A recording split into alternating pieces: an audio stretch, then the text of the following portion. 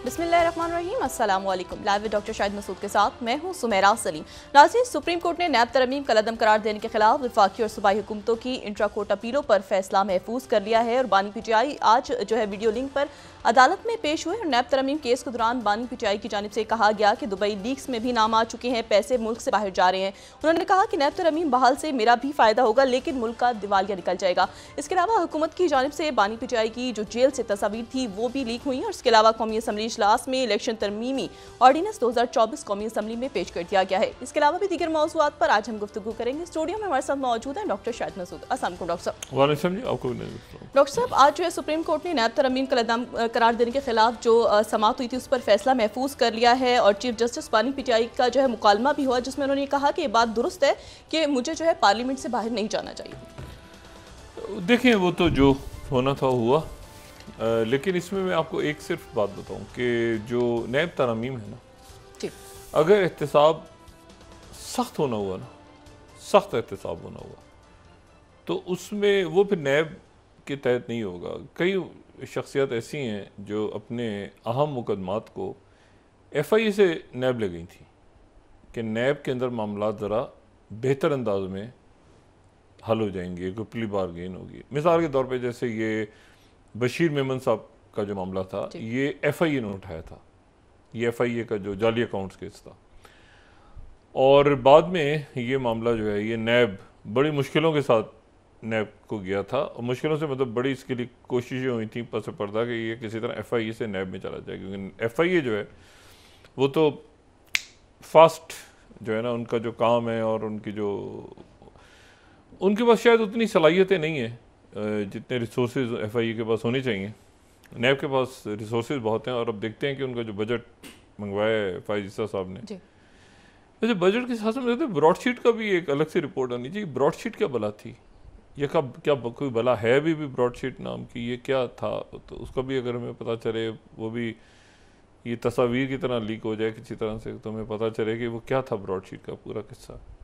बहरहाल, लेकिन जो मैं आपको ये बात बताऊँ तो वो अगर एहतसाब होना हुआ, जो कि मुझे यकीन है कि होगा, कुछ वजूहात की बुनियाद पे, जब नहीं होगा तो मैं उस वक्त कहूँगा कि जी मुझे लगता है कि अब एहतसाब का दरवाज़ा बंद हो गया। लेकिन मुझे लगता है कि ये एहतसाब जो है not as a political tool, ये बल्कि अक्रॉस द बोर्ड कहीं और शायद बहुत ज़्यादा कहीं मतलब कहीं है, अपनी जगह पे मौजूद है। एक केस ख़त्म हो जाता है, दूसरी जगह वही केस बरी होकर उधर से निकल आता है उधर, तो वो जो है ना बरीड अलाइव केसेस, जिसकी वजह से परेशानी भी है काफ़ी शख्सियात को। और जब तक आपका एक रूल ऑफ लॉ नहीं आएगा, मुल्क में इन्वेस्टमेंट नहीं आएगी। मतलब रियासत एक जगह ऐसी जगह खड़ी है कि वो मज़ीद जो है ना अटकेलियाँ आप अफोर्ड ही नहीं कर सकते कि नहीं ऐसा नहीं करते यार, उसको छोड़ देते हैं ना, उसके बाद इतने अरब डॉलर पड़े हैं तो छोड़ दो यार, कोई बात नहीं है, ठीक है ना। अच्छा, पहले जो है ना वो एक बड़ा अजीब सा लफ्ज़ मैंने कई दफ़ा सुना, मैंने कहा वो तो बड़ा करप्ट आदमी है, कुछ बड़ी बासर शख्सियत से। उन्होंने कहा करप्ट तो है लेकिन गुड एट हार्ट। क्या मतलब गुड एट हार्ट? नहीं, देखे ना, वो मतलब है कि मुल्क की बात करता है, करप्ट तरीन मतलब देखे ना, वो बस ठीक है ना, इस तरह करके गोलमोल। तो ये जो है ना, ये वो बात बिल्कुल ठीक है कि एक पॉलिटिकल टूल के तौर पे ये अदारा इस्तेमाल हुआ। कभी इसमें से पैट्रियट निकल रही है, कभी इसमें से मुस्लिम लीग काफ निकल रही है, कभी कुछ निकल रहा है, कभी कुछ निकल रहा है। बहुत से लोगों ने, खैर वैसे भी चौधरी शाह साहब का तो पहले से एक इख्तलाफ चल रहा था, लेकिन बहरहाल में उन लोगों को मिला। एक साहब लंदन में मौजूद थे, भागे हुए थे, अचानक उनको एक कॉल आई 2003, अचानक कॉल आई, दौड़ लगाई उन्होंने, पता नहीं क्या हुआ, कोई सुबह वो निकले, यहाँ पहुँच गए, उन्होंने हलफ उठा लिया वजारत का, नैब के केस में मतलूब थे, KP से उनका ताल्लुक था, अब मैं उनका नाम नहीं लेना चाहता। बहरहाल, तो ये एक पॉलिटिकल टूल के तौर पे इस्तेमाल होता है। अच्छा, अब इसमें तो एक तो बात यह है कि वो फैसला जो भी है 50 करोड़ 1 अरब दाएँ बाएँ आगे पीछे 90 दिन 14 दिन, जब करना होगा रियासत ने एक अक्रॉस द बोर्ड अकाउंटेबिलिटी, तो रियासत करेगी। और रियासत एक ऐसी जगह पे खड़ी है कि नहीं करेगी तो इन्वेस्टमेंट्स और ये और बाकी सारा गरीबों के ऊपर आप आज फिर दोबारा बिजली का बिल बढ़ गया है और आज स्टॉक मार्केट भी उसमें भी मंदी रही है, तो फिर मईशत आपकी नहीं खड़ी हो सकेगी जब तक आप एक रूल ऑफ लॉ बना के तासुर लोगों के दिमाग जहन में नहीं जाएगा कि यहाँ पे ताकतवर लोगों को भी पकड़ा जा सकता है। और ये अभी भी इस वक्त भी तो पॉलिटिकल ही है ना, इस वक्त भी जो नैब है वो उसकी नैब की जो हो रहा है सिलसिला देखिए ना, जो ये हुकूमती अरेंजमेंट है ये कितना जिक्र करता था मालम जब्बा बिलियन सुना, लेकिन वो चूँकि उधर दूसरी जमात में चले गए तो वो अब उधर का जिक्र ही नहीं हो रहा। तो ये एक दफ़ा जो है ना सारा सिस्टम इसकी सफाई धुलाई करके इसको झाड़ पोंछ करना इसका ज़रूरी हो गया, और नहीं होगा तो थोड़े दिनों में फिर ये आता रहेगा, ये चटक पटक जो हो रहा है इस वक्त कि जी रोल ओवर कर दें, ये कर दें, वो कर दें, वो चलता रहेगा। जैसे चल नहीं पा रहा तो अब यकीनन एक ऐसी जगह रियासत खड़ी है मेरा ख्याल है जहाँ पे इनको ये हमारे अकाबरीन को सोचना पड़ेगा कि भाई आगे हमने कैसे चलना है। दूसरी बात जो है वो ये है कि बजट पे अब डिस्कशन शुरू हो गए हैं, और जाहिर है कि अब डिस्कशन शुरू हो गए हैं, लेकिन एक जैसी बातें हैं क्योंकि देखिए ना हमने तो IMF के पैसे वापस करने हैं, हम मुल्क की मईशत जो है वो बरसा बरस से एक अब वो निचकारियाँ कब होंगी, कैसे होंगी, क्या होगा, मतलब है कि ये बहुत सारे इश्यूज आपने ठीक करने हैं, एक दिन का काम नहीं है। अब जब वो आपसे कहते हैं बिजली का सिस्टम इंफ्रास्ट्रक्चर ठीक करो, तो इंफ्रास्ट्रक्चर कैसे ठीक होगा एक इस तरह के सेटअप में? मतलब आप कैसे ज़मीनों पे कब्जे हैं, चीज़ें, मतलब बहुत से मामलात ऐसे हैं कि जो है वो अगर आप मिसाल के तौर पे कहते हैं कि रेलवे को प्राइवेटाइज करना है तो क्या रेलवे की ज़मीनें भी साथ जाएंगी? तो मतलब बहुत से इश्यूज़ हैं जो कि मेरे ख्याल से बहुत संजीदा मामलात हैं और उनको संजीदगी से डिस्कस करना चाहिए। इन फोरम से जिन पे वो डिस्कस हो रहे हैं इन पे तो बिल्कुल ही नहीं उनका डिस्कशन बनता। अच्छा, जो एक मैं मुख्तसर से बात करूँ, तस्वीर जो आ जाई हैं सामने खान साहब की, वो तस्वीर लीक हुई, एक तो ये कि वो ज़ाहिर है लाइव तो ट्रांसमिशन जा नहीं सकती, उसकी वजह बुनियादी वजह सारी जो मर्जी वजूहत बयान हो, असल वजह तो यही है कि उनका चेहरा लोगों को नज़र ना आए, क्योंकि उनके ज़ाहिर है कि बहुत बड़े तादाद में लोग हैं, तो वो मतलब है कि और वो कोई ऐसी बात कर दें लाइव तो वो बहरहाल कमरे के ये जो तस्वीर आई हैं कमरे की, पहली बात तो ये है कि मैं अगर तो ये तस्वीर बिल्कुल इसी तरह से हैं जिस तरह से सामने आई, तो इन पे मैं कुछ कमेंट्स करना चाहूँगा। पहली बात तो ये है कि ये ABC 3 क्लासेस हैं होती हैं अमूमन जेलों में, तो जो B क्लास है वो B क्लास नहीं है, वो उसको असल में वो बेटर क्लास से जो बेटर क्लास से उसको मंसूब किया जाता है। अच्छा, वो बेटर क्लास के अंदर जो है वो ये है कि अडियाला में बेटर क्लास के अलग से एक जगह, एक अलग से उनकी पूरी बैरक है बेटर क्लास की, और उसमें यह है कि जब दिन के वक्त में जिनको बेटर क्लास मिली होती है तो वो अमूमन ये होता है कि उसमें से कुछ तो नहीं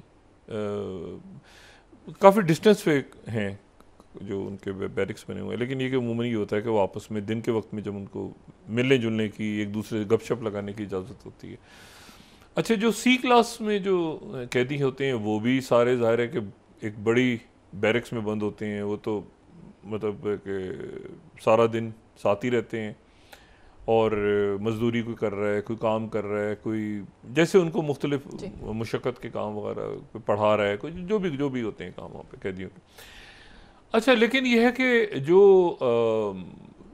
जिनके लिए फिर वहाँ पे जगह नहीं होती बेटर क्लास का जो बैरक है, तो वहाँ पर फिर ये होता है कि वो फिर अलग से कोई जगह बना के वहाँ पर बेटर क्लास की जो फैसिलिटीज़ हैं वो दे दी जाती हैं। अच्छा, अब अगर मैं इस कमरे को देखूं, पहली बात तो ये कि वो 7 कमरे हैं और वो ये तो बिल्कुल ही अजीब सी बात थी।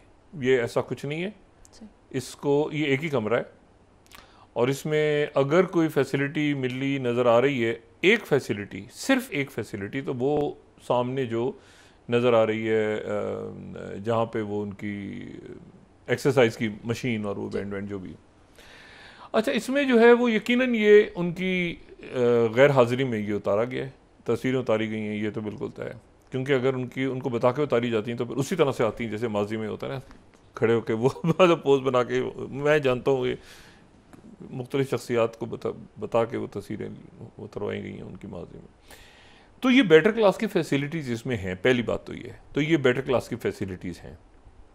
अब मुझे इसमें ये इल्म इसमें नहीं है मेरा मुझे, क्योंकि जो ये तो बैरक है, अगर ऐसे यहाँ रोकें ज़रा, ये तो एक बैरक है ना, इसकी ये अगर रोक देंगे तो मैं, हाँ ये इस पर पहले बात कर लेते हैं। देखें इसमें टीवी जो है बेटर क्लास में होता है, और टीवी के ऊपर जो है वो सिर्फ पीटीवी आ रहा होता है। अच्छा एक तो टीवी होता है, ये तो ठीक है, मगर उस पर सिर्फ पीटीवी आ रहा होता है, तो ये अपनी जगह एक बड़ा जो सियासी कैदी के लिए अपना बड़ा टॉर्चर होता है कि सारा तो टीवी लगाए तो उसके बारे में वहाँ पे जो है ना उसी को कोसा जा रहा हो। तो ये है। और दूसरा ये है कि जो साथ वो पीटीवी होम और एटीवी जो, क्योंकि यानी वो टीवी जो आप समझेंगे जो केबल नहीं है, केबल नहीं होता वो। मेरे ख्याल से पीटीवी स्पोर्ट्स भी शायद आ रहा हो, तो वो खान साहब देख लेते हो। अच्छा दूसरी बात ये है कि ये जो दीवार है, इस दीवार के पीछे टॉयलेट है। अच्छा साथ ही बेड है। अब वहाँ पर जो है ये भी एक सवाल है, क्योंकि अगर तो उसको टावल समझा जाए तो इसका मतलब है वो यहीं पर वो इसी को यूज़ कर रहे हैं एज अ टॉयलेट, तो फिर तो ये बिल्कुल बहुत ही छोटा सेल है अगर इस हवाले से देखा जाए।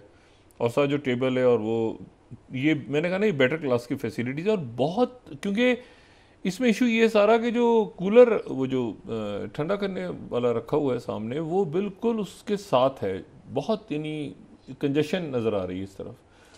जो ये साइड है बहुत कंजेस्टेड है, बहुत सारी चीज़ें हैं, बहुत सारे उनके। अच्छा लेकिन यहाँ पर फिर अगर थोड़ा सा, अब जो दूसरी तस्वीर है जो किताबों वाली, जो किताबें जिस में लगी हुई हैं, ये नहीं किताबों वाली जो है, अच्छा किताबें जो हैं वो अगर शेल्फ देखें तो वो आपको ज़रा थोड़ा सा खुला नज़र आ रहा है, यानी ये जो जगह है ये तो बड़ी खुली नज़र आ रही है जी। तो ये फिर क्या कोई साथ वाला सेल है उनको दिया हुआ, क्योंकि ये यहाँ तो किताबें रखी हुई हैं ना। अच्छा किताबें भी बड़ी सजा सुजू के रखी हुई हैं, तो वो कुछ सामान उन्होंने यहाँ क्यों नहीं रख दिया अपना लाके, ये मुझे नहीं समझ में आया। और ये इस तरह से किताबें जो हैं तो ये सजा के किस तरह से रखी हुई हैं भाई, या शायद एक तरह से तस्वीर उन्होंने ऐसे करके उतार ली है, तो ये भी मुझे नहीं समझ में आया। ये लाइब्रेरी तो नहीं है ना ये। और ये जो है ये क्या कौन सी जगह है, ये इसको मैं समझने से कासिर हूँ, क्योंकि अगर वो सेल है तो फिर या तो देखें ये पॉसिबिलिटी भी है कि एक दूसरे सेल में कुछ बुक्स उन्होंने रख दी हों कि भाई जब मुझे पढ़ने की ज़रूरत हो। वैसे तो जेल में अपनी लाइब्रेरी भी होती है, उनके बहुत किताबें होती हैं जो वो उनके पास आ जाती हैं। और अक्सर ऐसा होता है कि जो यहाँ पे रहने वाली जो शख्सियात होती हैं वो अपनी किताबें छोड़ जाते हैं, तो बहुत सी आपको पॉलिटिकल बुक्स ऐसी मिलती हैं जो यहाँ पे जो लोग रह के जाते हैं वो अपनी किताबें छोड़ जाते हैं। एनीवे, तो मुझे ये नहीं पता कि ये जो किताबें, क्योंकि वो कमरा बहुत कंजेस्टेड है, ये जो कमरा है इस कमरे में या तो ये साथ वाला एक दूसरा कमरा है जिसमें उन्होंने किताबें रखी हुई हैं, जब ज़रूरत होती है, जब दिन में उनको परमिशन मिलती है निकलने की, या तो वो वहाँ से ले लेते हैं जाके, क्योंकि ये तो बड़ी सजी सजाई किताबें हैं। वो कमरा कंजेस्टेड है, और तो ये एक पॉसिबिलिटी नज़र आती है, क्योंकि मुझे वो जगह वो जो किताबें ना रखी हैं ना, वो ये कमरा नहीं है, हो ही नहीं सकता। ये कमरा वो कमरा ना है, हो ही नहीं सकता, क्योंकि इस कमरे को तो बहुत ही तो सजाया कमरा है। तो ये गालिबन एक अलग जगह है जहाँ किताबें रख के उन्होंने तस्वीर उतारी है, और वो जगह वो है जहाँ के खान साहब रहते हैं, और वो बिस्तर भी वहीं पे है उनका, और वो सारी चीज़ें। अब मुझे ये नहीं पता कि यही वॉशरूम यूज़ कर रहे हैं या जिस कमरे में किताबें हैं वहाँ पे वो वॉशरूम यूज़ कर रहे हैं, क्योंकि ये तो बिल्कुल ही जो है वो कंजेस्टेड, बहुत ज़्यादा कंजेस्टेड है। दूसरी जो बात है, अच्छा ये लेकिन जो फैसिलिटीज़ हैं वो बेटर क्लास की हैं। अच्छा मेज़ वगैरह ये होती है इसमें कि बेटर क्लास में, अब मतलब उनका कमरा थोड़ा सा मेरा ख्याल है बड़ा ही होता है, लेकिन ये कि बहरहाल टीवी और ये चीज़ें तो बेटर क्लास में हैं। नवाज शरीफ साहब को बेटर क्लास मिली थी, ठीक है, लेकिन मुझे नहीं पता कि सेल में फैसिलिटीज़ दी थी या कमरे में दी गई थी। इसके बारे में दो लोगों ने दो मुख्तलिफ बातें की हुई हैं, ये शायद शिफ्ट किया गया था। मरियम साहिबा को बेटर क्लास नहीं दी गई थी। मरियम साहिबा चूँकि वो एलिजिबल नहीं थी, तो शायद उनको कुछ फैसिलिटीज़ प्रोवाइड कर दी गई हों, लेकिन ऑफिशियली उनके पास बेटर क्लास नहीं थी। सही। तो ये चूंकि खान साहब जो हैं वो, अच्छा तो वो जो है वो ये जो है ना, जो साथ वाले कमरे हैं, जो साथ वाले जो बैरिक्स हैं, वो बैरिक्स जो हैं वो सिक्योरिटी की वजह से खाली हैं। सही।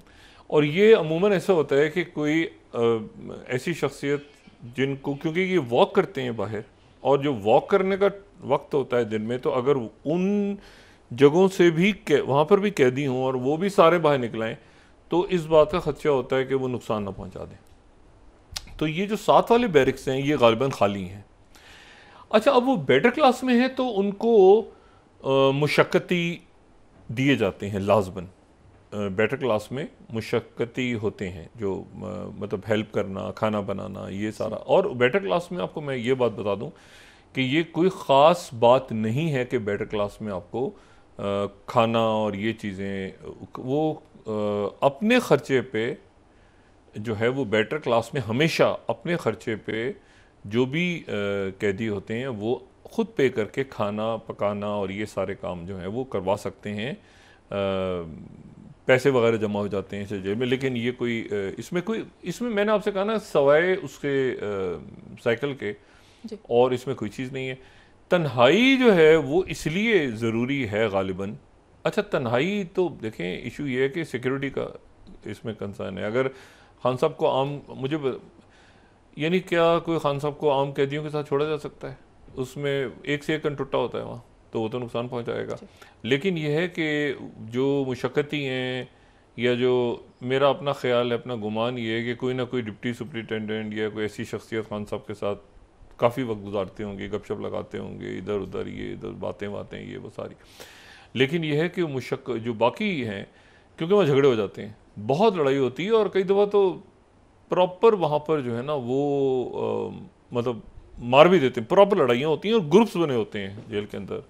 यानी वो होता है ना कि वो फिल्मों में नजर आते हैं, उसका गैंग है, उसका ग्रुप है, यहाँ ये नहीं करना वो नहीं, तो उनके साथ तो रखा नहीं जा सकता। अच्छा, अगर दूसरी अगर वो बैरिक्स हैं, तो वहाँ पर जो बेटर क्लास वाली बैरिक्स हैं उसमें ये अगर खान साहब बाहर निकलते हैं तो फिर वो दूसरे बेटर क्लास के लोग, अच्छा जी कैसे हैं आप, अच्छा जी क्या हाल है, अच्छा फिर क्या हुआ, ये हुआ वो, तो ये है कि मेरे ख्याल से ये मुनासिब है अगर इनके साथ ज़ाहिर गपशप जेल का अमला लगाता होगा आके, और मुशक्कती पास होंगे तो वो मुलाकाती वगैरह भी आ जाते हैं।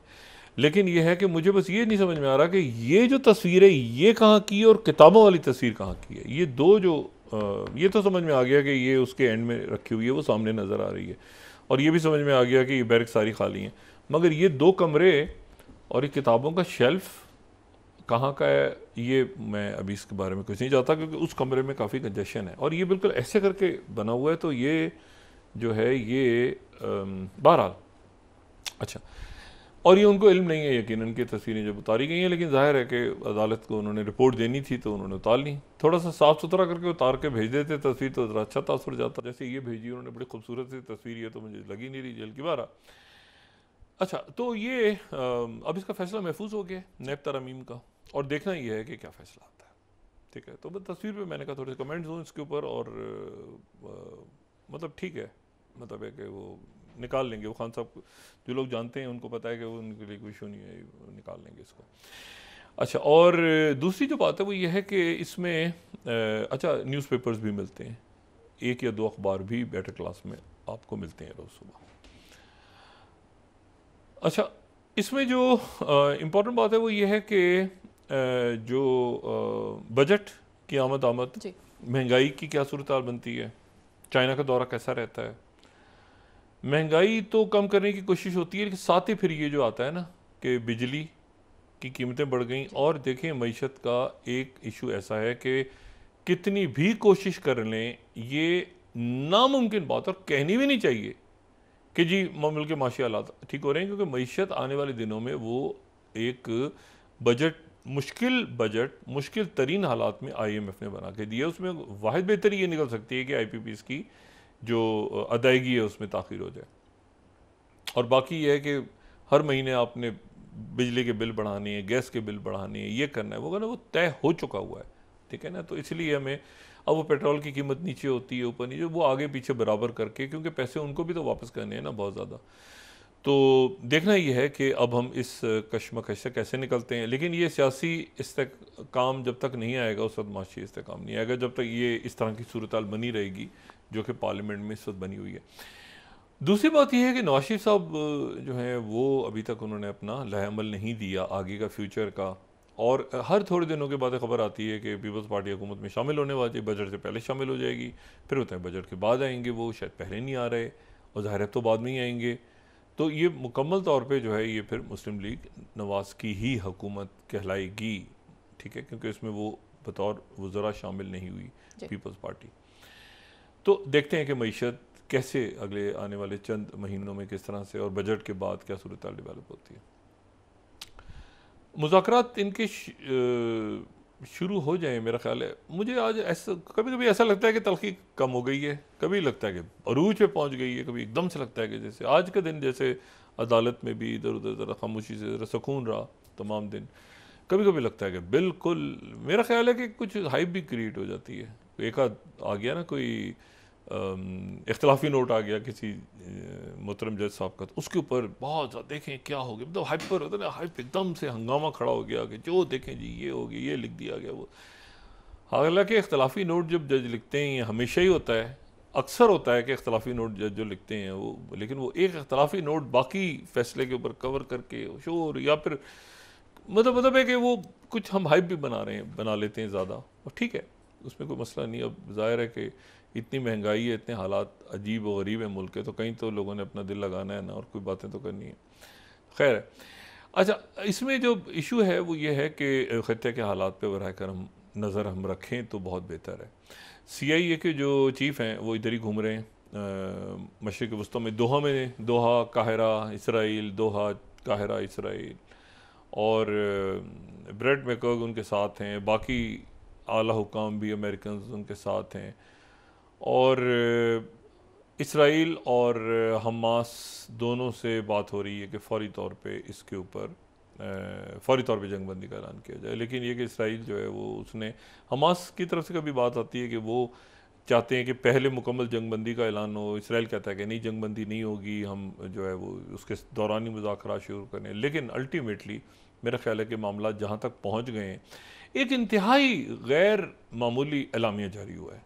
मैंने उसमें मुल्कों का नाम जब पढ़ा है तो मेरे लिए बड़ा हैरान कुन है कि उसमें ये जो इसमें कई मुल्क जो हैं, ये जो 13वीं स्लाइड है, ये एक जॉइंट स्टेटमेंट है, leaders of United States, Argentina, Austria, Brazil यानी ये Latin America, Bulgaria, Canada, Colombia, Denmark, France, Germany, Poland, Portugal, Romania, Serbia, Spain. अच्छा, स्पेन वो ब्राज़ील में तो आपको पता है बहुत ज़्यादा फ़लस्तीनियों का कि स्पेन ने जाने का ऐलान कर दिया है कि हम साथ जाना चाह रहे हैं जनूबी अफ्रीका के, और उन्होंने तस्लीम वगैरह भी की है।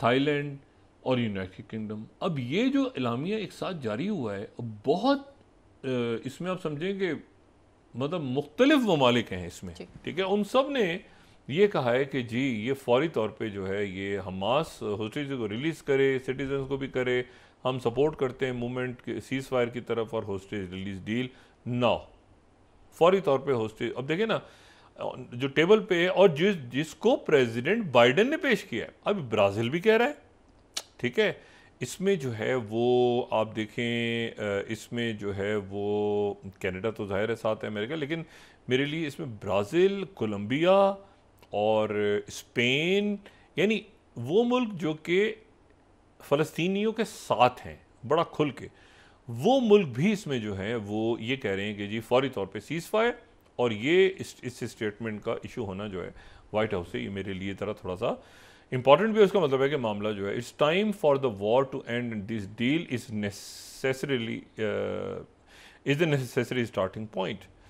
तो ये मुल्क जो हैं ये सारे मेरा ख्याल है कि अब इनकी तरफ से मुश्तरका स्टेटमेंट आना जो है वो, और अरब ममालिक तो पहले ही दरमियान में मीडिएट कर रहे हैं, और बाकी तो अब ये देखना यह है कि ये खून खराबा करने से पहले मज़ीद, क्योंकि आज फिर शहादतें हुई हैं सेंट्रल गज़ा में, आज फिर बहुत सारे 40 बच्चों को मार दिए वहाँ पे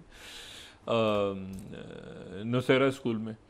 और ये जो है ये यूनाइटेड नेशंस इस स्कूल को रन कर रहा था और उन 14 बच्चे हैं उसमें, मतलब 40 लोग टोटल, 14 बच्चे हैं, 9 ख़वातीन हैं जो टीचर्स या उनकी मदर्स थी, वो सारी जो हैं वो उसमें 73 लोग उसमें ज़ख्मी हुए हैं। तो ये मुसलसल जो है ये वहाँ पे शहादतें बढ़ रही हैं। तो मेरा ख्याल था कि वो राइट, एक वक्त तो खैर गुजर गया, बहुत ज़्यादा हो गया, लेकिन अब इसको जंग को यहाँ पे रोकना बहुत ज़रूरी है। अच्छा, जंगें फैल रही हैं, जंगें अभी उनका कोई सिमटने की कोई, इन्होंने हुतीज़ ने कहा है कि मजीद उन्होंने अटैक्स किए हैं शिप्स के ऊपर, लेकिन उसकी कंफर्मेशन नहीं अभी हुई, तो मैं वो बात नहीं करना चाह रहा, लेकिन हुतीज़ की तरफ से अटैक हुआ है। अच्छा, इसमें जो जंगें फैल रही हैं ना, एक नया महाज बहुत ही ख़तरनाक खुल गया है, बहुत ख़तरनाक। अब मेरे ख्याल से उसके बाद मैं बात करता हूँ। और ये फिर वही बात की पाकिस्तान तक, इसकी आप शुरू करें पाकिस्तान, इस रीजन तक, मशरिक़ वस्ता, उधर पर ये जो जंगें हैं ये सारी आपके मुल्क के ऊपर असरअंदाज हो रही हैं। इसीलिए मैं गुजारिश जो बार बार होती है कि मईशत, सिक्योरिटी, अदम इस्तेकाम नहीं पैदा होने चाहिए, खारिज पॉलिसी इफेक्ट नहीं होनी चाहिए, सोशल अनरेस्ट नहीं फैलना चाहिए। ये बुनियादी असूल हैं, इनके ऊपर सब तवज्जो दें। ये रियासत के असूल हैं ना, ये रियासत के इशूज़ हैं, मसाइल हैं, प्रॉब्लम्स हैं, और सिक्योरिटी तो कॉन्स्टेंट हो इशू बन गया। जो पुरअमन मुल्क हैं जहाँ पर कभी टेररिज्म नहीं हुआ, वहाँ पर भी सिक्योरिटी इन हालात के अंदर, एक कभी कोई आदमी उठता है गोली चला देता है, कभी कोई उठता है कोई छुरा मार देता है किसी को, एक बहुत ही दुनिया में अजीब से हालात हुए हैं ना, अनयूजुअल सिचुएशन है। तो उसमें अब वक्फा लें, फिर उसके बाद बात करते हैं कि ये कौन सा ख़तरनाक महाज है जो मैं आज थोड़ा सा उस पर लोगों को याद दिला दूँ कि वो ख़राब होकर बिगड़ रहा है बहुत ज़्यादा, और हमें उसको भूलना नहीं चाहिए। पाकिस्तान पर उसके असरात होंगे लाजमन, पूरे खत्ते पे होंगे तो पाकिस्तान पे भी होंगे। जी नाज़रीन, वापस आते हैं एक छोटे से ब्रेक के बाद।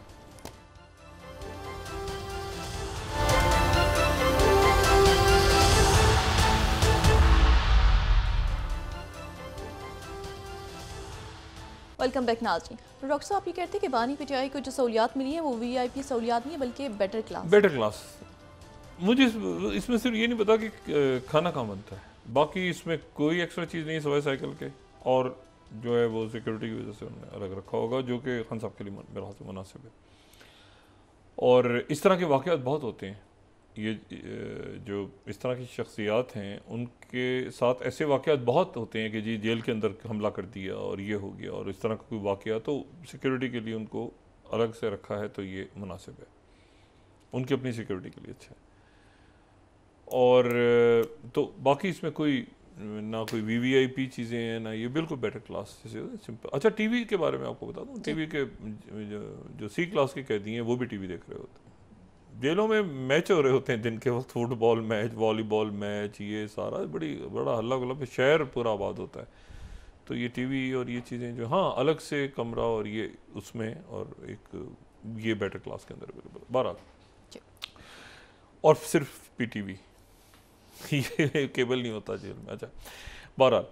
अब इसमें इशू ये है कि जो मैं कहता हूँ नया महाज जो बड़ा महाज है, और ये बहुत बड़ा महाज है और इसके ऊपर नज़र रखना ज़रूरी है, और वो ये है कि ये मशरिक़ वस्ता के हालात तो ख़राब हो ही रहे हैं। पड़ोस में इलेक्शंस के अभी रिज़ल्ट आने हैं। मुझे ये नहीं पता कि ये जो योगी जो वहाँ के जो उत्तर प्रदेश के योगी ब्रांड का क्या बनेगा, क्योंकि वो जो हैं गालिबन मेरा ख्याल है अमित शाह खुश हो रहे होंगे इस पर, क्योंकि वो अपने आप को जानशीन तस्वुर कर रहे थे मोदी साहब का आगे जाके, तो वो तो वहाँ पे ठुस हो गया सारा उत्तर प्रदेश में। मायावती जो है खूब कोस रही है मुसलमानों, वो प्लान बीबी चौपट हो गया।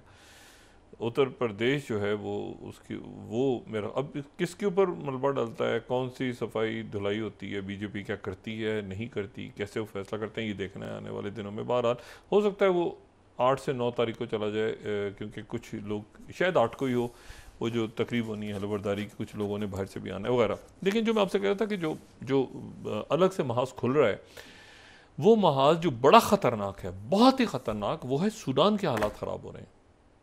अच्छा, वो कहेंगे हमसे सूडान का क्या ताल्लुक बन रहा है, तो ये बिल्कुल जहन में रखें कि सूडान ये बिल्कुल बहरा अहमर के परे हम चले जाएं, सूडान वही सूडान जहाँ चंद रोज़ पहले हमने बात की थी कि वहाँ पे एक पोर्ट देने की बात हुई है रशिया को, और रशिया को पोर्ट देने की बात हुई है, और ये वही सूडान है जहाँ उमर अल बशीर थे, और जहाँ उसामा बिन लादेन, और जहाँ सारा जो मतलब सूडान एक बड़ा इम्पॉर्टेंट उसकी जियो पोलिटिकल लोकेशन भी है, मुल्क भी बड़ा खूबसूरत है। वहाँ पर जो है वो 100 बंदों को एक गांव में मार दिया है उनकी जो रैपिड फोर्स वाले हैं। अब जो रैपिड फोर्स है उनकी, मतलब ये हुआ है ना कि उमर बशीर को हटाया उन्होंने, और दो जो एक तो उनके फ़ौज के सरबराह हैं बुरहान, जनरल बुरहान, और एक जो पैरामिलिट्री है उनकी, जो कि ठीक है पैरामिलिट्री वाले जो हैं वो उसको हेड कर रहे हैं हमीती कबीले के, हमदान हमीती। अब उनमें उन्होंने जो है वो ये जो हमीती कबाइल हैं ये अरब हैं, तो ये जहन में रखें कि दारफोर में जो कत्लेआम हुआ था ये अफ्रीकन और अरब्स के दरमियान हुआ था। मतलब जो कत्लेआम दारफोर में हुआ था सूडान का, तो वो कुछ अरब कबाइल कहलाते हैं, कुछ अपने आप को अरब नहीं कहते बल्कि वो अपने आप को अफ्रीकन कबाइल कहते हैं। उनके दरमियान ही खाना जंगी हुई थी, और उस खाना जंगी के दौरान जो हमीती का ग्रुप है इन्होंने बड़ा एक्टिव रोल प्ले किया था। ये एक ज़माने में इनको कहना गद्दाफी सपोर्ट करते थे, फिर इनको जो है वो चार्ड के लोगों ने सपोर्ट किया, कभी अमेरिका और फ्रांस ने भी सपोर्ट किया माजी में, लेकिन बाद में उमर अल बशीर ने सपोर्ट किया। जब इन्होंने ये 2010 के अंदर ये पीस अकॉर्ड हो गया और दारफोर का कत्लेआम ख़त्म हुआ, तो फिर उन्होंने इस पैरामिलिट्री फोर्स को कहा कि आप शामिल हो जाएँ, फ़ौज का हिस्सा बन जाएँ। लेकिन यह है कि इनकी पैरामिलिट्री के हेड की और फ़ौज के सरबराह की आपस में लड़ाई हो गई। उमर अल बशीर को हटाने के बाद ही आपस में लड़ पड़े, और अब ये दो ग्रुप्स आपस में लड़ रहे हैं। अब इसमें एक ग्रुप को रशिया, और जो है वो पहले ये था कि रशिया शायद जो रैपिड फोर्स है उसको सपोर्ट कर रहा है और बुरहान जो है उनको सपोर्ट नहीं कर रहा, लेकिन बाद में जो पोर्ट का मुआहदा हुआ वो तो उनकी फ़ौज के साथ हुआ। लेकिन अब यह है कि अब वो लड़ाई इसको मेरे ख्याल से रशिया इसमें पहले सऊदी अरेबिया और ईरान, और क्योंकि रैपिड फोर्स के लोग यमन भी पहुंचे हुए थे, ये सारा उसको छोड़ें। लेकिन मैं जो इशू है वो सिर्फ ये है कि पहले इसमें और भी ममालिक थे, अब वो सारे नहीं हैं, अभी आपस में खुद लड़ रहे हैं। लेकिन जो रशिया और चाइना यहाँ पे मेरे ख्याल से सीज़ फायर फ़ौरन करवाएंगे, क्योंकि हालात ख़राब हो। अच्छा, वो जद्दा भी नहीं जा रहे सीज़ फायर के लिए, उनको कहा गया कि आप जद्दा आएँ, पीस टॉक्स करें, यूएई आएँ, पीस टॉक्स, मुख्तलिफ मुल्क चाह रहे हैं कि पीस टॉक्स वो खुद असला लेके आगे निकल पड़े। तो मेरे ख्याल से रशिया, क्योंकि जो लेवरॉव हैं वो पहले तो गिनी पहुँचे जो हमने डिस्कस किया था, गिनी के बाद वो कॉन्गो पहुँचे, कॉन्गो के बाद जो है वो बुर्किना फासो पहुँचे, उसके बाद तो चार्ट पहुंच गए, ठीक है ना। तो उन्होंने तकरीबन ये सारी जो साहिल की पट्टी और ये जो पूरा इलाका है इसका अगर वो नक्शा भी देखें हम, तो वो चार्ट पहुंचे, और चार्ट से अब यानी अफ्रीका में है वो, अब मेरे ख्याल से चले जाएंगे वापस। लेकिन वो साहिल की पट्टी और ये जो मगरबी अफ्रीका और चार्ट जो है वो मिलता है सूडान के साथ। अगर आप चार्ट की लोकेशन देखें तो वो दारफोर दरमियान में और फिर सूडान है। तो यहाँ से बहुत बड़ी तादाद में लोग इस खाना जंगी की वजह से चार्ट में चले गए, और चार्ट जो है वो वहाँ पर जाहिर है कि रशियन प्रेजेंस है। ये जो खाना जंगी हो रही है, मैंने आपसे कहा ना कि ये दारफोर के अंदर एक इशू है, और वो अरब और नॉन अरब का, वो यहाँ सल्तनत रही है, यहाँ पर नॉन अरब्स की सल्तनत कायम थी एक ज़माने में इन कबीलों की। ये 1906 तक एक सल्तनत, 26-27 सुल्तान थे उसमें, ये हर कबीले का एक सुल्तान था, बहुत सारे कबाइल हैं यहाँ पे। तो बहरहाल वो ख़त्म हो गई सूडान का हिस्सा, तो एक तो साउथ सूडान, फिर ये दारफोर, फिर सारा, तो ये अब वहाँ पर चूँकि 100 लोग एक दिन में कत्ल हुए हैं, और ये बड़ी एक अफसोसनाक और परेशान कुन बात है। और मैं यहाँ पे कोट कर रहा हूँ अल जज़ीरा को, अप टू 100 किल्ड, पहली slide, up to 100 killed in RSF attack in Sudan village. तो इसलिए इसके ऊपर नज़र रखना बहुत ज़रूरी है कि वहाँ के जो इशूज़ हैं वो मज़ीद फैलते, और चूँकि इसमें अरब, और ये चूँकि बिल्कुल बहरा अहमर है, और ये वो जगह हैं जो जबूती और ये पोर्ट्स और एरिटेरिया और सोमाली लैंड और सूडान, वैसे बहुत आम मुल्क हैं। तो ये वहाँ पर अचानक एक खबर आना कि 100 लोगों को मार दिया RSF ने, और जो कि जनरल्स ही लड़ रहे हैं दोनों आपस में, दोनों ने उमर बशीर को हटाया। जो उमर बशीर को जो भी हटा दिया इन्होंने, तो इन्होंने कहा कि हम आलमी अदालत के हवाले कर देंगे, क्योंकि दारफोर के ऊपर उनको जो ये जो ICJ है, सॉरी ICC वालों ने उसके वारंट निकाले हुए थे उमर बशर के, ये सूडान उसामा बिन लादेन हम पहले डिस्कस कर चुके हैं, और यहाँ पे बोको हराम भी घूम रहे हैं, यहाँ पर अभी भी बहुत मिलिटेंसी और ये सारे जो इश्यूज़ हैं बहुत यहाँ पे हैं, मिलिटेंट्स एक्सट्रीमिस्ट ग्रुप्स गैंग्स घूम रहे हैं और वो किडनैप करते हैं और पायरेट्स और ये सारा। तो उम्मीद करता हूँ कि ये जो आज अफसोसनाक खबर आई है इसको रोकेंगे, और ये कि अब चूँकि टॉक्स हो गई और इतने सारे मुल्कों ने वो जारी कर दिया है अलामिया सीज़ फायर का कि बाइडन की सीज़ फायर पे अमल किया जाए, तो उम्मीद करते हैं कि खबर आएगी कि यहाँ लोग मौजूद हैं और इस पे लगे हुए हैं सीज़ फायर करवाने पे। जी बहुत शुक्रिया डॉक्टर साहब। नाज़रीन, इसके साथ ही आज का प्रोग्राम अपने अख्ताम को पहुँचा। मुझे सुमेरा सलीम को इजाज़त दीजिए। अल्लाह ने के बाद। जी डॉक्टर साहब, अपना दोस्तों रिश्तेदारों फिर दोनों वाक़ई लोगों का सब ख्याल रखिएगा। अल्लाह हाफ़िज़।